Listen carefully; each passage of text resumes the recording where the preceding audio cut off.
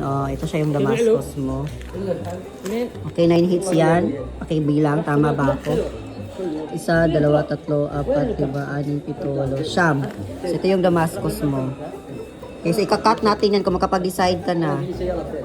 8 inches. Ayan siya.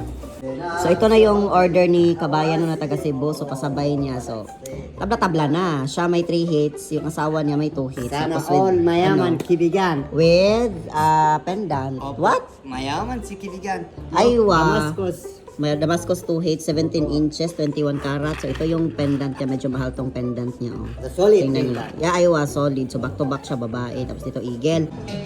Pagkano kaya to mga kamix? Okay, andito siya ha. So, it's 355 Saudi Riyals po siya, 21 karat. Medyo nagmahal po kasi ngayon ang gold. So, ayan yung alahas niya, no? Ito siya in Riyals. Pakita natin kung magkano siya in peso. Times mo siya ng 15. Yan yung presyo niya. 53,325 po siya. Yun yung presyo niya ngayon. Mahal talaga siya mga kamix. Ayun, oh. Napakaganda. Pulidong-pulido yung pagkakagawa. Yan.